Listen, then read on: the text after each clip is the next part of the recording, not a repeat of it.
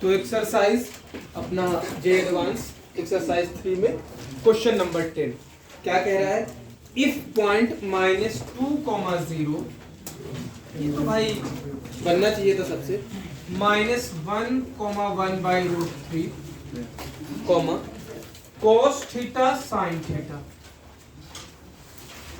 क्या है, कोलिनियर है, तो थीटा की कितनी वैल्यू होंगी, रेंज दिया हुआ है closed interval 0 to 2 pi, interval 0 to 2 पाई। तो भाई क्या करेंगे, स्लोप इक्वल करेंगे, तो इसका स्लोप इक्वल कर देते हैं, इसका इक्वल कर देते हैं, थीटा की वैल्यू निकालने, y2 minus y1 upon x2 minus x1,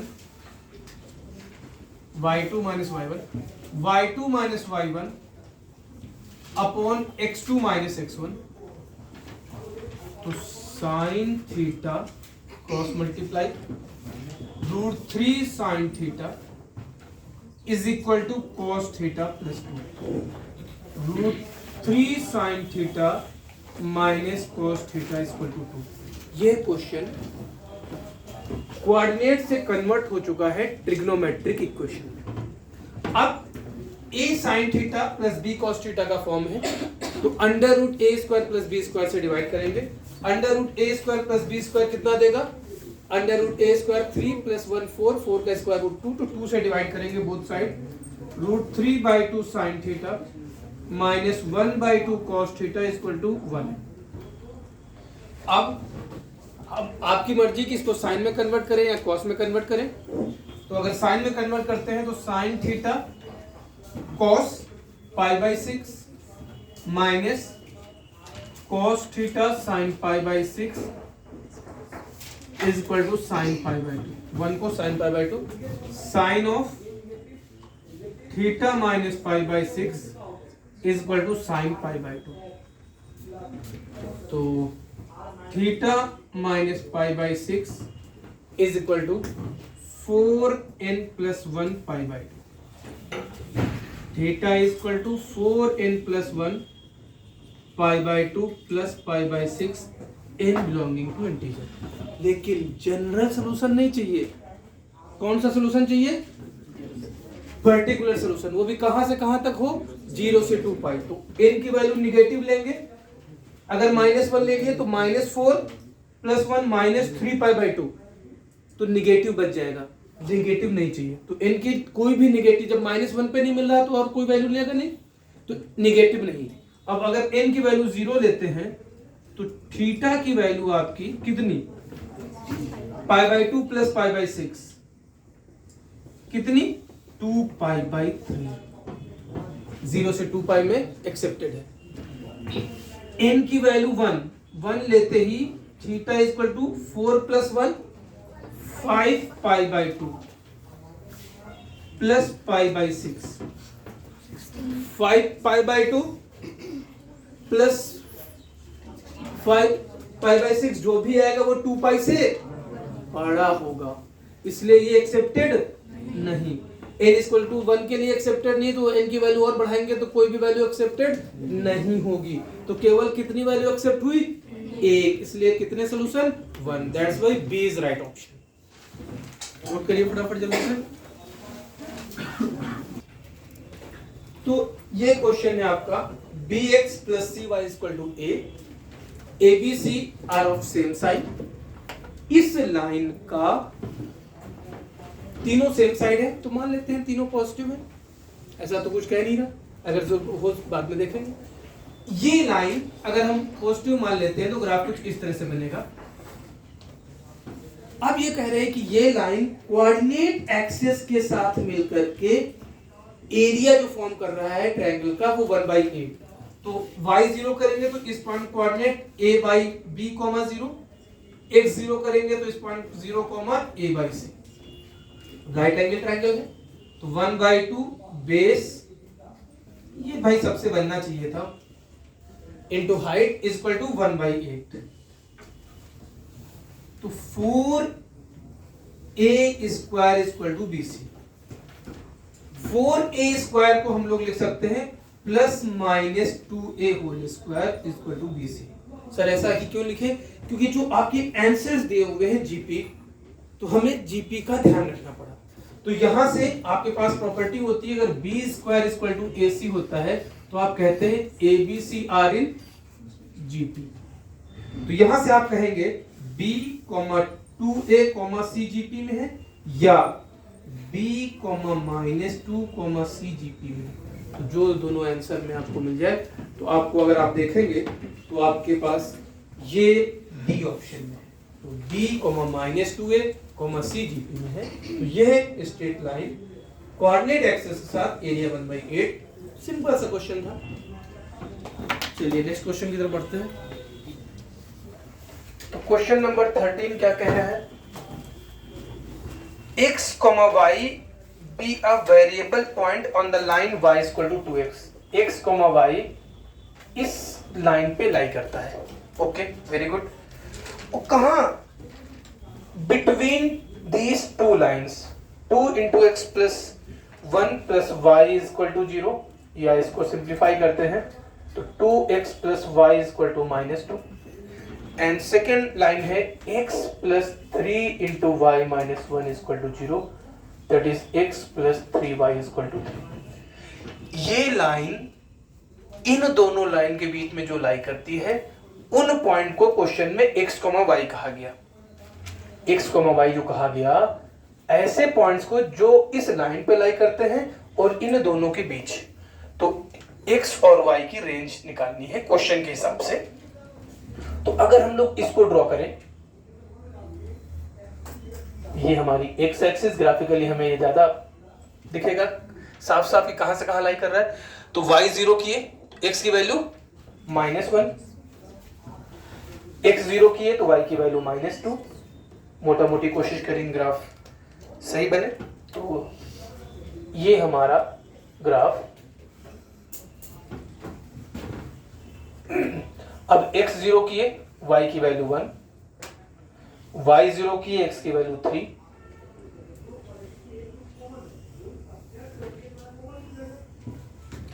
अब इसमें इसका ग्राफ ड्रॉ करना है, तो x 0 किए, y 0 किए तो 0 0। तो फिर क्या करना पड़ेगा? एक पॉइंट अपने से लेना पड़ेगा। x इक्वल टू 1, y की वैल्यू 2, y की वैल्यू x इक्वल टू 1 पे y की वैल्यू 2। तो जो ग्राफ ड्रॉ करेंगे वो ये ग्राफ आएगा। लेकिन हमें पूरे ग्राफ से मतलब नहीं है, हमें कितने पार्ट से मतलब है? जो इन दोनों के बीच में है, मतलब ये इतने पार्ट से मतलब है, इतना ही पार्ट। तो यहां पर x की मिनिमम वैल्यू मिलेगी, यहां पर x की मैक्सिमम वैल्यू मिलेगी, यहां पर y की मिनिमम वैल्यू मिलेगी, यहां पर, मतलब ये point A, point B। Point A कैसे मिलेगा? पॉइंट A मिलेगा जब हम सॉल्व करेंगे y इक्वल टू 2x को। कौन कट कर रहा है? y equal to 2x। और कौन कट कर रहा है? और कट कर रहा है 2x plus y equal to -2। और पॉइंट B मिलेगा किससे किससे? y इक्वल टू 2x से, और किससे? x plus 3y equal to 3। तो y की वैल्यू 2x पुट किए तो 4x, तो x इक्वल टू -12। इस पॉइंट का कोऑर्डिनेट -12, और x की वैल्यू -12 पुट किए, y की वैल्यू -1। b का coordinate y equal to 2x, तो 2x, y equal to 2x मतलब 6x, 6x plus x 7x, तो x की वैल्यू 3/7, y की वैल्यू 6/7। तो आप यहां से कहोगे x की मिनिमम वैल्यू इंटरवल -12 से 3/7 और y की वैल्यू -1 से 6/7। तो इस हिसाब से D is the right option. तो क्वेश्चन में इन बिटवीन, इसलिए यहां क्लोज इंटरवल नहीं लिए क्योंकि A ऑन द लाइन हो जाएगा, तो लाइन के बीच में ओपन इंटरवल।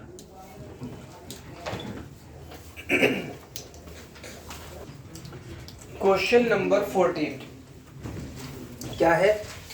एक पॉइंट है 4,1 और क्या किया जाता है 4,1 को? सबसे पहले y इक्वल टू एक्स के अबाउट रिफ्लेक्शन लिया जाता है। रिफ्लेक्शन का मतलब मिरर इमेज। तो तो हम लोग ने प्रॉपर्टी याद कर रखी थी कि y इक्वल टू एक्स के अबाउट अगर मिरर इमेज लेते हैं तो अगर पॉइंट अल्फा बीटा है तो मिरर इमेज क्या हो जाता है, बीटा कॉमा अल्फा। तो रिफ्लेक्शन के बाद 4,1 क्या बन जाएगा, 1,4। ठीक है, तो चलिए एक डायग्राम ही बना लेते हैं, सब कुछ देखते चले हम लोग। ये हमारा एक्स एक्सिस था, ये वाई एक्सिस था। पहले पॉइंट 1 2 3 4,1 था।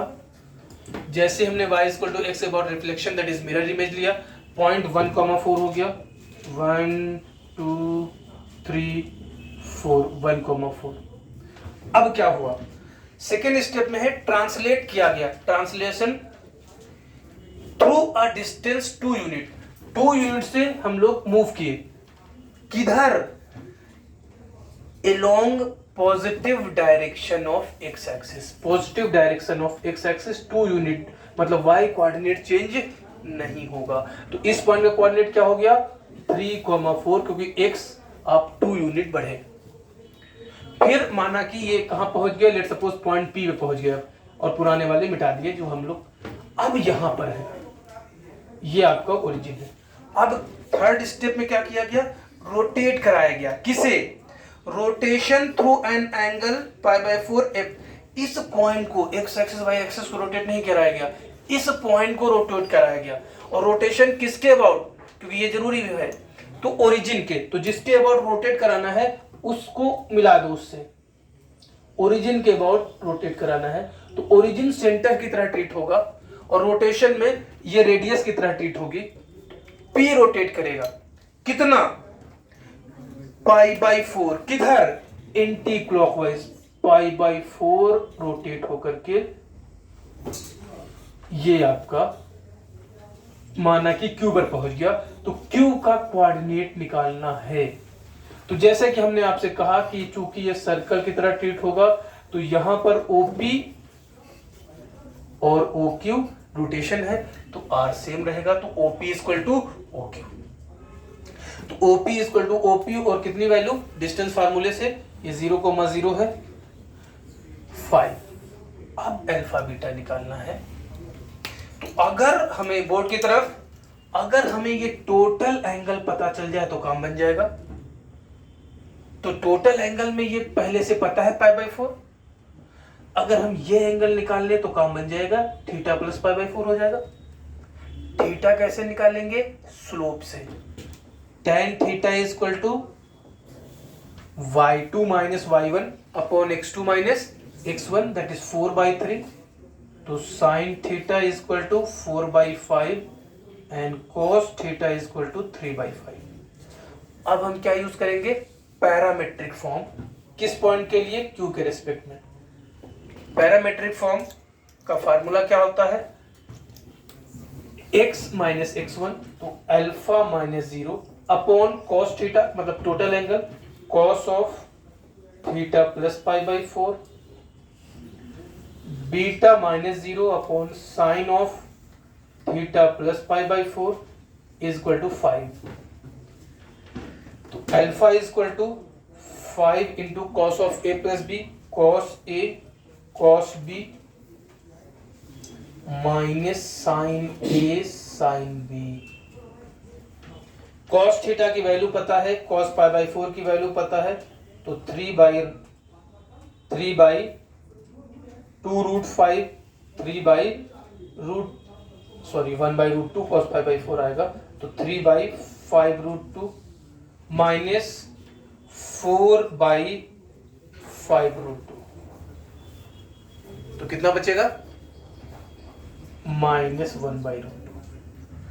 तो -1/√2 गिवन ऑप्शन में केवल सी ऑप्शन में है, तो y कोऑर्डिनेट नहीं निकालेंगे अगर एग्जाम में कर रहे हैं, लेकिन जो कि पहली बार सॉल्व कर रहे हैं तो बीटा भी अपन निकाल ही लेते हैं। 5 sin थीटा sin π/4, नहीं sin a cos b होता भाई, sin a cos b plus cos a sin b, तो 3 + 4 हो जाएगा, तो 7/√2 and that is in option C. तो नोट कर लीजिए फटाफट जल्दी से। तो यहां पर 3 स्टेप, पहले मिरर इमेज लिया गया y इक्वल टू एक्स के अबाउट, फिर ट्रांसलेट कराया गया, फिर रोटेट कराया गया पॉइंट को, कोऑर्डिनेट एक्सिस को रोटेट नहीं कराया गया है, तो हमने रोटेट करके parametric form of straight line use कर लिया।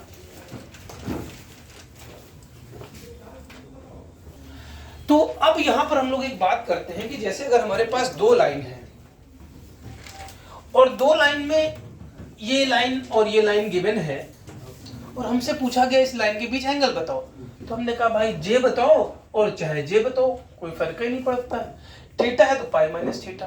लेकिन कभी कभी यही एंगल इंपॉर्टेंस रख लेता है कि अगर ये दो लाइन है और तीसरी लाइन एक ऐसे बना दी गई, जी पेन नहीं चल रहा है, एक ऐसे बना दी गई या तीसरी लाइन एक ऐसे बना दी गई,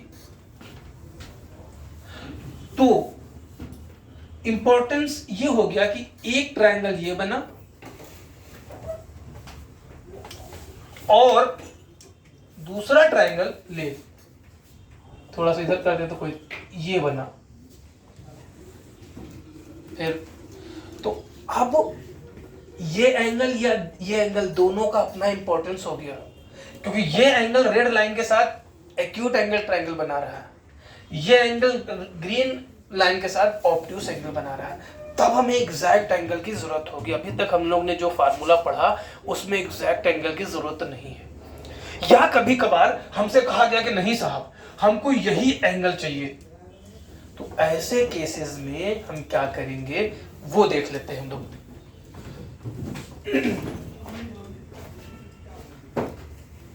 तो अब क्या करते हैं ऐसे केस में, फिर हम लोग मोटा मोटी डायग्राम कोशिश करते हैं कि हम फेयर बनाएं।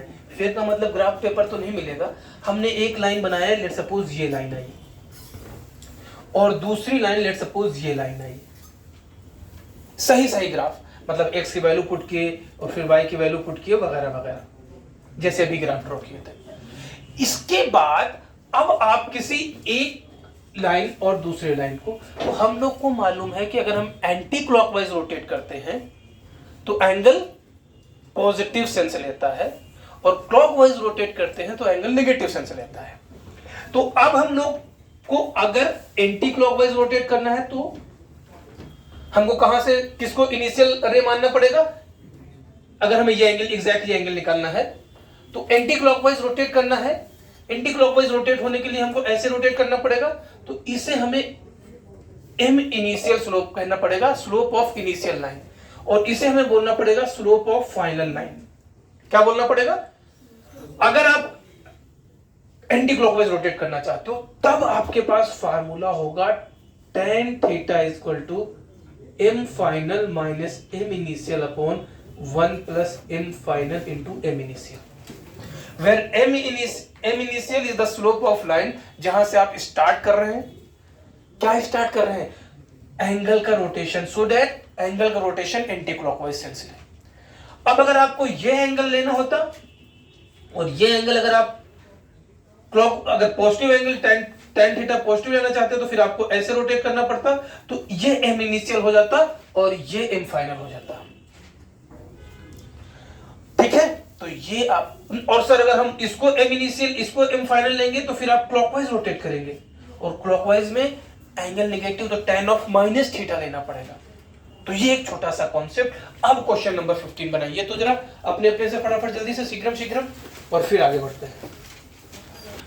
हाँ, क्वेश्चन ये कह रहा है कि ये लाइन है और 45 डिग्री एंटी क्लॉकवाइज रोटेट की जाती है इस पॉइंट के अबाउट। तो पहले इसका एग्जैक्ट डायग्राम ड्रॉ किए, y को 0 किए, x की वैल्यू -7/3, तो -1 -2 मोटा मोटी -7/3, और x को 0 किए, y इक्वल टू 7/4, तो +7/4 1 2 2 से कम, तो ये लाइन हमारी ये है। अब -1, इसको सेटिस्फाई कर रहा है तो -1, ये आपका पॉइंट -1, ये इस पॉइंट के अबाउट रोटेट की गई, किधर, एंटी क्लॉकवाइज डायरेक्शन में। तो इससे जो रोटेट की गई एंटी क्लॉकवाइज डायरेक्शन ये, हाँ अच्छा क्लॉकवाइज, सॉरी क्लॉकवाइज रोटेट की गई है, तो क्लॉकवाइज अब इधर रोटेट करेंगे। ये आपकी क्लॉकवाइज रोटेट हुई है, ये आपका π/4 है। इसकी स्लोप आपको गिवन है कितनी, इसकी स्लोप गिवन है 3/4, इसकी स्लोप चाहिए। तो अब आप देखना चाहते हैं, अब आप क्लॉकवाइज फार्मूले में रोटेट करना चाहते हैं एंटी क्लॉकवाइज। अगर आप एंटी क्लॉकवाइज रोटेट करना चाहते हैं तो ये आपका एम इनिशियल कहलाएगा और ये आपका एम फाइनल कहलाएगा। अगर आप फार्मूला लगाते वक्त आपको देखना होगा क्वेश्चन कैसे रोटेट करा रहा है, हमको लेना देना नहीं है। अब हम यहाँ फार्मूला लगाएंगे tan π/4 equal to m final minus m initial upon 1 plus m final into m initial. tan π/4 1, m final is 3/4 minus m upon 1 plus 3m/4. 4 cancel, 3 minus 4m upon 4 plus 3m. तो 4 plus 3m is equal to 3 minus 4m. तो इधर आकर के 7m is equal to minus m is equal to minus 1/7.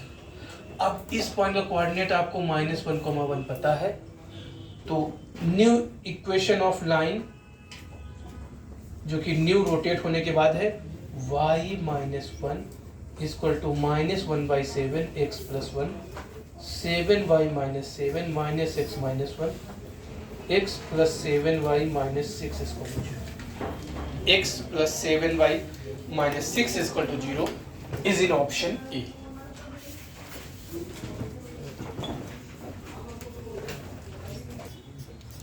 ये हमारे पास 3 line given है और ये ट्रायंगल फॉर्म करती हैं, ऐसा क्वेश्चन कह रहा है। और इस जो ट्रायंगल फॉर्म कर रही है उसके ऑर्थो सेंटर का लोकस निकालना है। तो आइए एक रफ सा डायग्राम या जो भी कह लो, फेयर डायग्राम नहीं, ये हमने y equal to 0 that is x axis के पैरेलल भी लगे, a b c इसका नाम दिया, और लेट सपोज ये लाइन है 1 plus P X minus P Y plus P into 1 plus P equal to 0, 1 plus Q X minus Q Y plus Q into 1 plus Q. तो किसका लोकस निकालना है? ऑर्थो सेंटर का। ऑर्थो सेंटर कहते किसको है? ऑर्थो सेंटर कहते हैं कि अगर हम एल्टीट्यूड का मतलब वर्टेक्स से अपोजिट साइड पे परपेंडिकुलर ड्रॉप करें तो इस पॉइंट को ऑर्थो सेंटर कहते हैं। तो लोकस निकालने में जनरली जो हम ऑर्थो सेंटर निकालने का तरीका यूज करते थे वही कुछ करेंगे। क्या करेंगे हम? ऑर्थो सेंटर निकालने के लिए 2 एल्टीट्यूड की इक्वेशन निकालते थे, तो 2। अब 2 में हम CD को तो जरूर प्रेफर करेंगे।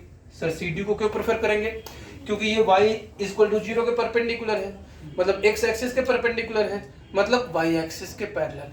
y एक्सिस के पैरेलल की इक्वेशन होती है x इक्वल टू कांस्टेंट। तो कांस्टेंट का मतलब c का कोऑर्डिनेट चाहिए, और c का हमें केवल कौन सा कोऑर्डिनेट चाहिए? क्योंकि इक्वेशन ऑफ CD चाहिए। इक्वेशन ऑफ CD के लिए हमारे पास x इक्वल टू कांस्टेंट, मतलब जो इस पॉइंट का कोऑर्डिनेट होगा, मतलब कुल मिलाकर के इन दोनों से हमें किसकी वैल्यू निकालनी है? x की वैल्यू। तो अगर आप वीडियो देख रहे हैं तो stop the video and solve this 2 line, find x यथाशीघ्र, और फिर वीडियो पे वापस आए। धन्यवाद। तो ये आपने सॉल्व करके x equal to p q, तो CD की इक्वेशन क्या हो जाएगी? x equal to p q. लेकिन ये कहां से पास करेगी? पास थ्रू ऑर्थो सेंटर, तो h equal to p q, इसे अभी यूज करेंगे। अब हम AE की इक्वेशन निकालना चाहते हैं, तो A का कोऑर्डिनेट कितना? A का कोऑर्डिनेट y की तो वैल्यू 0, y इसमें 0 पुट किए तो कितना आ गया? -p,0। तो इक्वेशन ऑफ AE कैसे आएगी? इक्वेशन ऑफ AE आपका हो जाएगा y minus y1 equal to, इसकी स्लोप कितनी है? 1 प्लस क्यू अपॉन क्यू, और AE किस BC के परपेंडिकुलर है, तो उसकी स्लोप कितनी हो जाएगी? -q upon 1 plus Q into x plus p।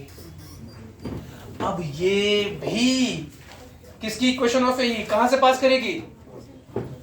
पास थ्रू ऑर्थो सेंटर, तो k is equal to minus q upon 1 plus q h plus p, लेकिन h की वैल्यू अपन लोग पी क्यू निकाल चुके हैं, तो k is equal to minus q upon 1 plus q, p q common, एक साथ दो काम किए, पी क्यू वैल्यू पुट किए और पी कॉमन ले लिए, 1 plus q, 1 plus q, 1 plus q, k is equal to minus p q, लेकिन पी क्यू की वैल्यू कितनी है h, तो k is equal to minus h, locus of h comma k x plus y is equal to 0. Hence locus will be a straight line.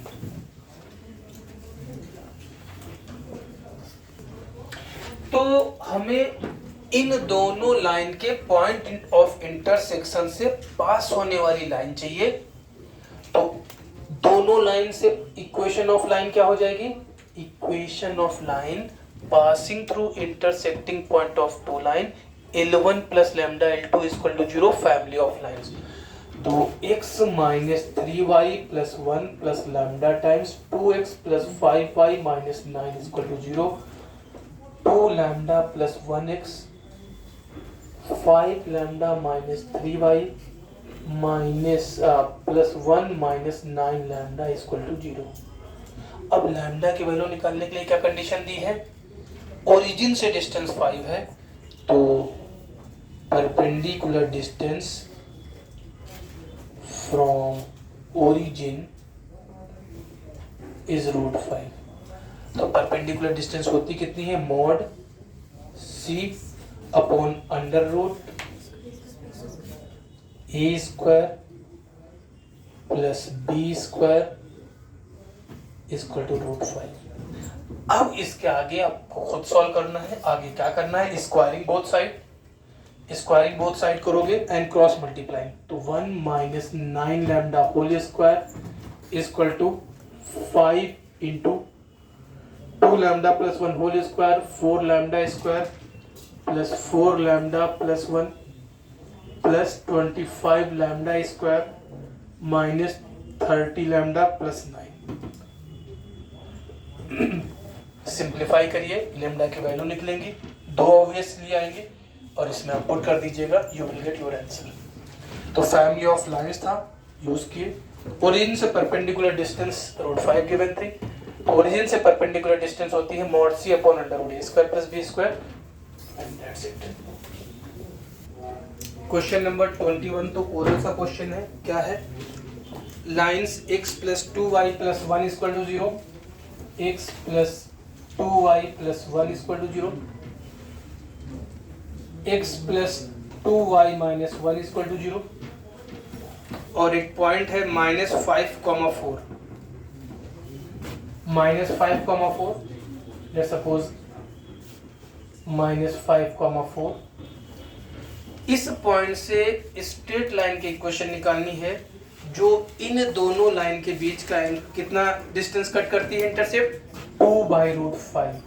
तो हमने आपसे बताया था कि जब भी दो लाइन पैरेलल गिवन हो और उनके बीच के इंटरसेप्ट कट कर रहा हो तो सबसे पहले डिस्टेंस बिटवीन पैरेलल लाइन निकालेंगे। तो डिस्टेंस बिटवीन पैरेलल लाइन कितनी होगी? c1 minus c2 upon under root a square plus b square.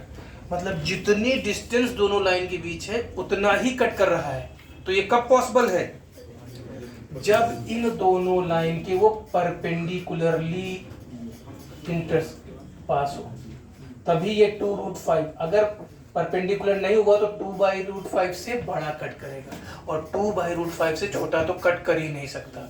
इसका मतलब इस पॉइंट से पास होने वाली लाइन जो इसके परपेंडिकुलर हो, तो इक्वेशन ऑफ लाइन क्या हो जाएगी? Equation of line y minus y1 equal to, इसकी स्लोप है -1/2, तो इसकी स्लोप कितनी हो जाएगी? 2। क्यों? दोनों परपेंडिकुलर है, तो 2 इंटू एक्स प्लस 5। सिंप्लीफाई कर दीजिए। तो अगर इंटरसेप्ट जो लाइन कट करती है पैरेलल लाइन के बीच के डिस्टेंस के बराबर कट करती है तो सीधे सीधे परपेंडिकुलर, अदरवाइज फिर एंगल निकाल करके फिर स्लोप निकालनी पड़ती है।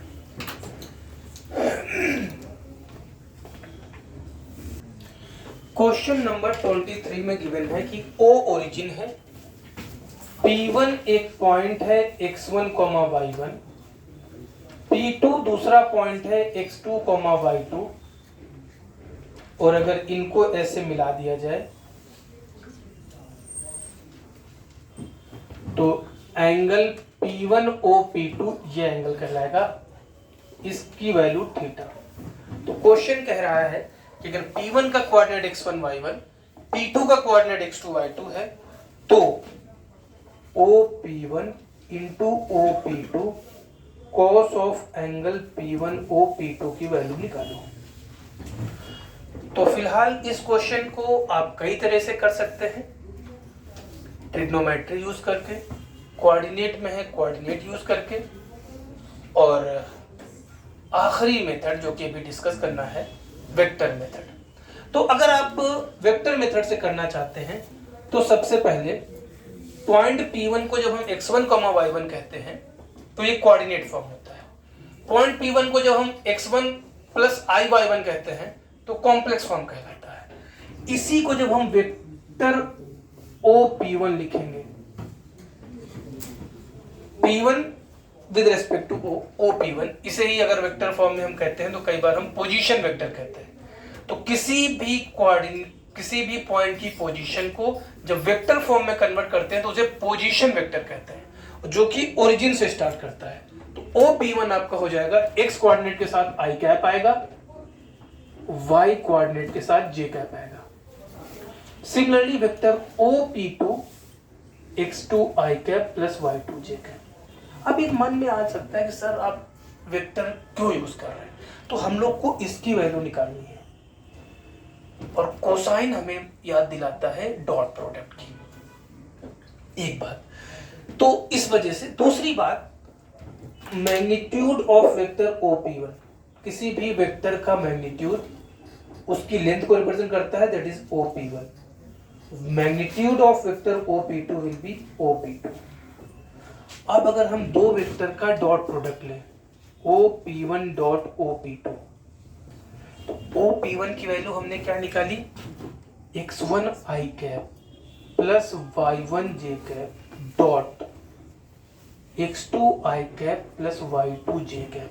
तो लेफ्ट हैंड साइड में हम लोग डॉट प्रोडक्ट की इस फार्मूले का इस्तेमाल करेंगे, a डॉट b किसके बराबर होता है, mode a into mode b into cos of angle between them. तो OP1 का magnitude OP1 magnitude OP2 cos of angle P1 OP2, और राइट हैंड साइड में x1 x2 i cap dot i cap 1, तो x1 x2 x1 y2 i dot j 0 होता है, y1 x2 j dot i 0 होता है, plus y1 y2।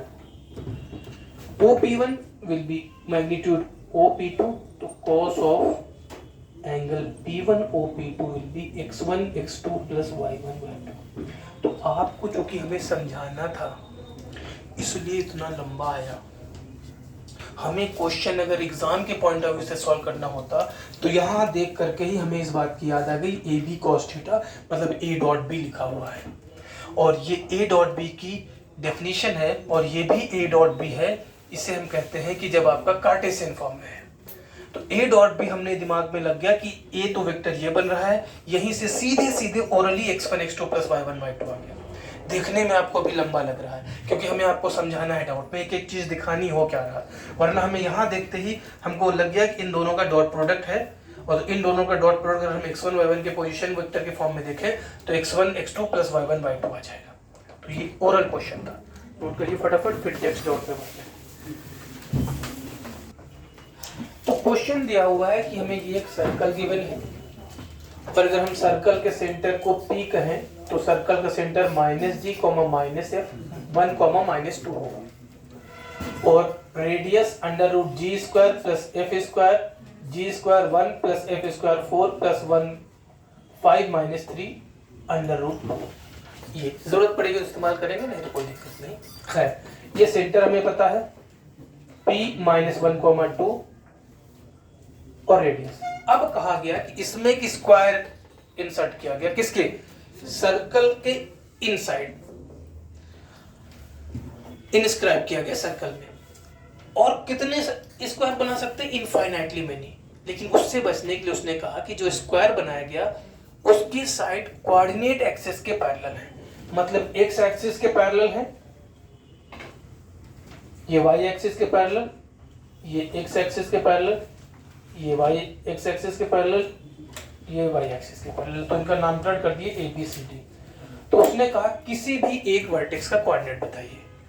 तो अब हमने ये डिस्टेंस पता है, और अगर हम ये लाइन हॉरिजॉन्टल मान लें तो ये हॉरिजॉन्टल ये भी है, ये भी हॉरिजॉन्टल है, तो ये साइड के पैरेलल हो गई। साइड अपने डायगोनल के साथ π/4 बनाता है। ये डिस्टेंस √2 गिवन है। ये अगर हम अल्फा बीटा मान लें तो कौन सा फॉर्म? Parametric form.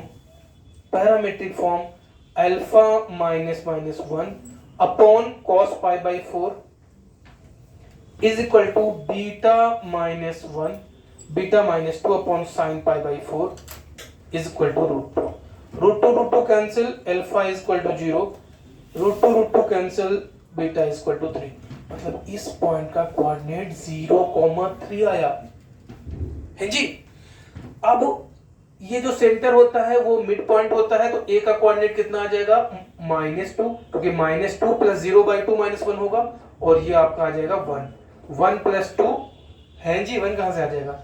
हाँ, 1 + 3/2, 1 + 3 4/2 1 + 3 4/2 तो -2,1। अब क्योंकि ए बी एक्स एक्सिस के पैरेलल है, एक्स एक्सिस के पैरेलल होने की वजह से वाई कोऑर्डिनेट सेम रहेगा और एक्स कोऑर्डिनेट यहाँ का सेम रहेगा, तो 0,1, और यहाँ पर एक्स कोऑर्डिनेट सेम रहेगा -2 और वाई कोऑर्डिनेट आपका 3। तो चारों वर्टेक्स निकल रहा है -2,0, 0,1, 0,3, -2,3। तो ऑप्शन में देखिए कौन सा मिल रहा है, वो आपका ऑप्शन हो जाएगा। तो ये थे हमारे जेईई एडवांस के डाउट।